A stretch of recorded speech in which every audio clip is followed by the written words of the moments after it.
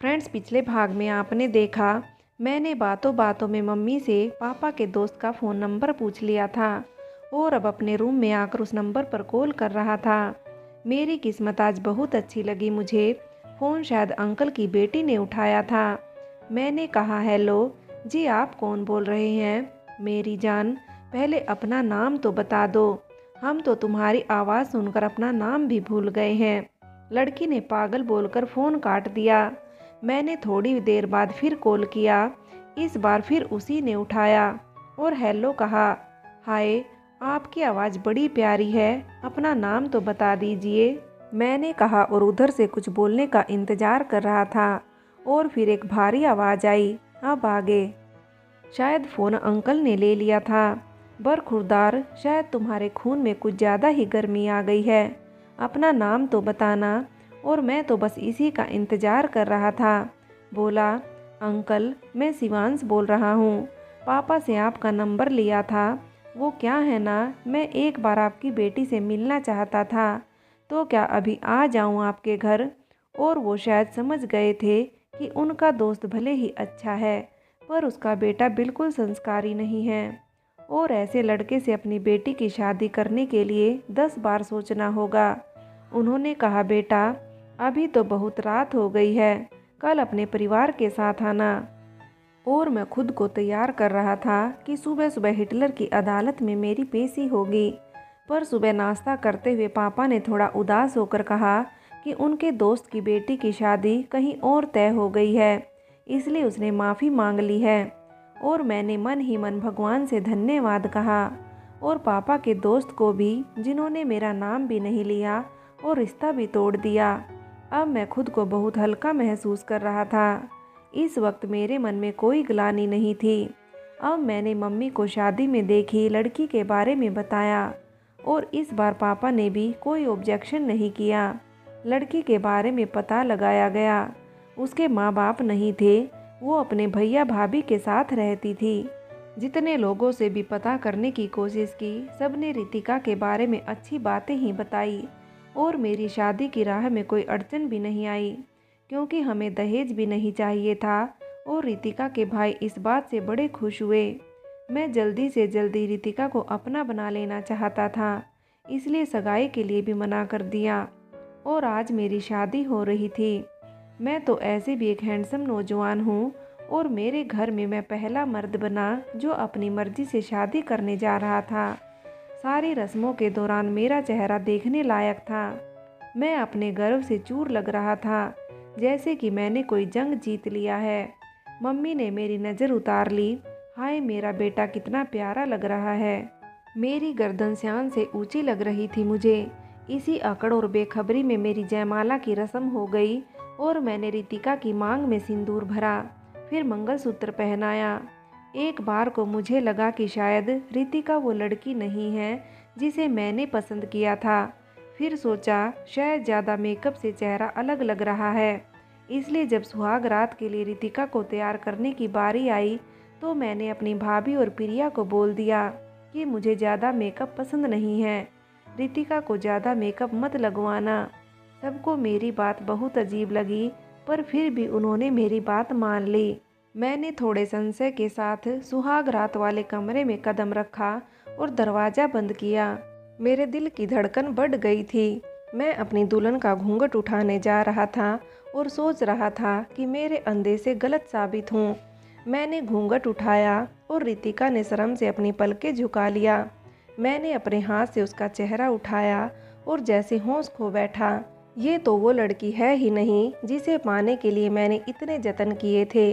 ऐसा नहीं था कि रितिका सुंदर नहीं थी, पर मेरे दिल को जो पहली नज़र में भा गई थी वो लड़की रितिका हरगिज नहीं थी। मैंने एक झटके से रितिका के चेहरे से अपना हाथ हटा लिया और उसके पास से उठ गया। ये क्या हो गया था? मुझे खुद पर गुस्सा आ रहा था कि एक बार लड़की देखने की भी ज़रूरत नहीं समझी मैंने, बस अपने पापा की पसंद को नहीं मानने के चक्कर में। पर अब क्या हो सकता था? अब तो ज़िंदगी भर एक ऐसी लड़की को झेलना था जिसे मैं आज पहली बार मिला था। मेरे भाई और बहन को जब पता चलेगा तो वो भी मेरा मजाक उड़ाएंगे। मैं कमरे में चहलकदमी कर रहा था। आखिर रितिका से रहा नहीं गया और उसने धीरे से पूछा, क्या बात है जी, आप परेशान हैं? अब इसमें तो रितिका की कोई गलती थी ही नहीं, पर मुझे उस पर गुस्सा बहुत आ रहा था। फिर भी अपने गुस्से को शांत किया और कहा, सिर दर्द हो रहा है मेरा। रितिका पलंग से नीचे उतरकर मेरे पास आई और मेरा हाथ अपने हाथ में ले लिया और मुझे पलंग पर लेट जाने को कहा और हल्के हाथ से मेरे सर पर मसाज करने लगी।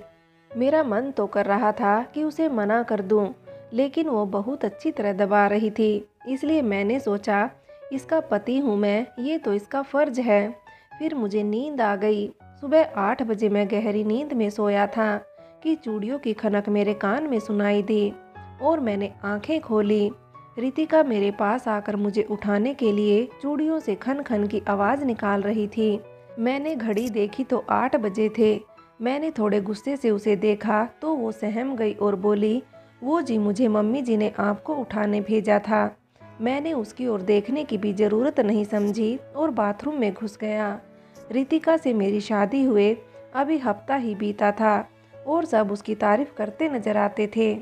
मम्मी पापा हो या भाई भाभी सबसे बड़े प्यार से पेश आती, घर के सारे काम बहुत मन से करती। प्रिया की तो वो सहेली बन गई थी। हमारी शादी के बाद आकाश जी को अपनी नौकरी पर जाना पड़ा था, इसलिए प्रिया अभी यहीं कानपुर में ही थी।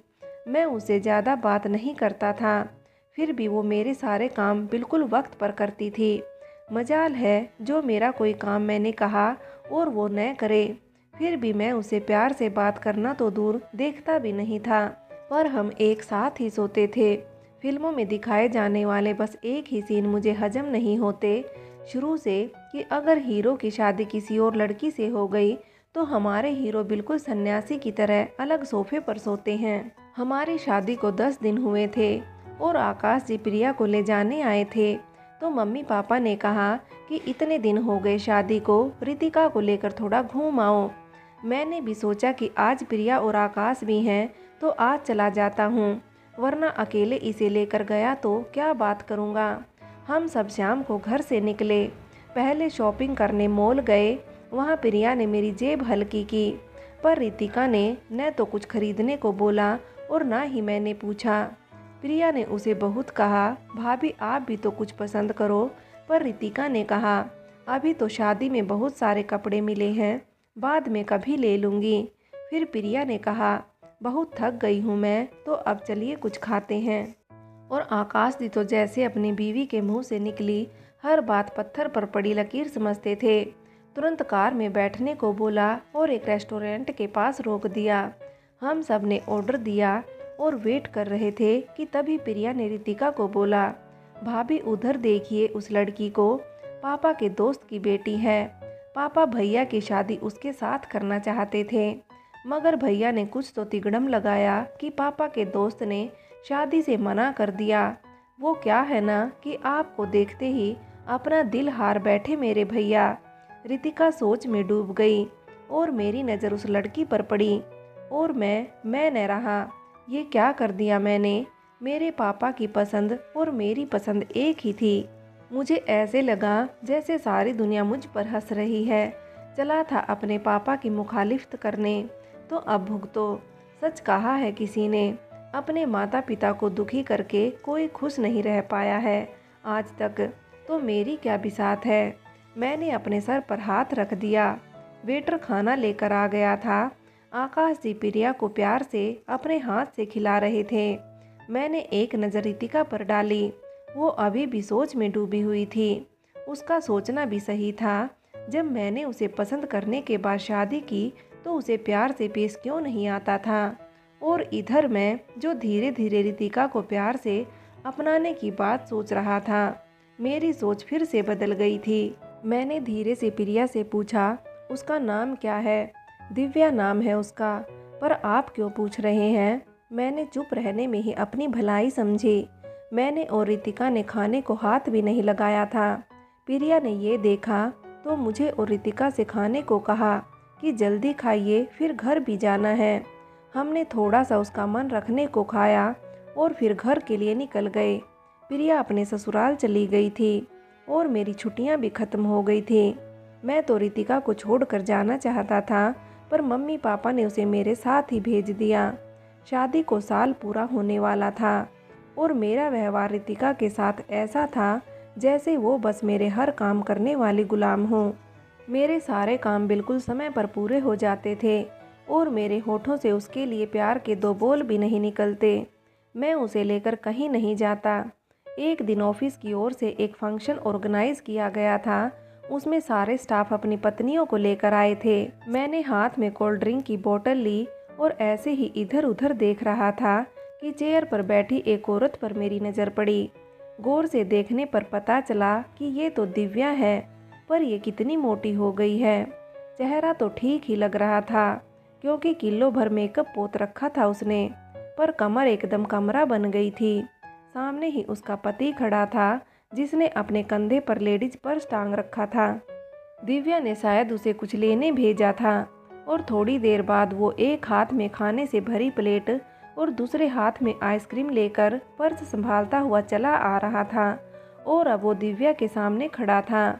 मुझे देखकर उबकाई आने लगी जब वो बड़े बड़े कोर निकल रही थी और जल्दी ही पूरा प्लेट साफ कर दिया। मेरा ध्यान रितिका को याद करने लगा जो हर काम एक सलीके से करती थी और खाने वक्त तो उसके मुंह से बिल्कुल आवाज़ नहीं होती थी। उसे देख देख कर तो मैं ठीक से खाने लगा था और यहाँ ये दिव्या कैसे बोहिस की तरह खा रही थी। मैंने अचानक से सोचा जैसे दिव्या मेरी पत्नी है और मैं उसके सामने वेटर बना खाना लाकर दे रहा हूँ। लेडीज पर्स टांगे हुए दिव्या जी की हुजूरी करने में लगा हूँ। मुझे जोर से झुरझुरी आ गई। मेरे एक मन ने कहा, नहीं, अगर दिव्या तेरी पत्नी होती तो ऐसी नहीं होती। पर दूसरे मन ने लताड़ लगाई, क्यों नहीं होती, जरूर होती। आखिर वो तो तेरे पसंद की होती तो उसे तुमसे नाज उठवाने की आदत तो होती ही। मेरा मन मुझे लगातार डांट रहा था, रितिका जैसी सलीकेदार पत्नी मिली तुझे, पर तूने कोई कदर नहीं की। सोच, अगर तेरी शादी दिव्या से होती तो तू जो रितिका पर हुकूमत करता है आज जी हुजूरी में लगा होता। और आखिर क्या कमी है रितिका में? और मैंने खुद को कहा, कोई कमी नहीं। मुझसे अब पार्टी में रुका नहीं गया और मैं अपने घर के लिए निकल पड़ा। रास्ते में याद आया कि आज तो मेरी शादी की सालगिरह थी और मैंने एक गिफ्ट शॉप पर कार रोकी और गिफ्ट पैक करवाया और अपने घर पहुंचकर बेल बजाई। रितिका ने दरवाज़ा खोला और चौंक कर बोली, आप तो पार्टी में गए थे। मुझसे रुका नहीं जा रहा था। अपनी गलतियां जल्दी से सुधार लेना चाहता था मैंने एक हाथ से दरवाज़ा बंद किया और दूसरे हाथ से रितिका का हाथ पकड़कर साथ चलते हुए अंदर आया और फिर उसे सोफे पर बिठाया और खुद नीचे झुककर उसे गुलाब का फूल देते हुए उसके हाथ चूम लिए और हैप्पी एनिवर्सरी कहा।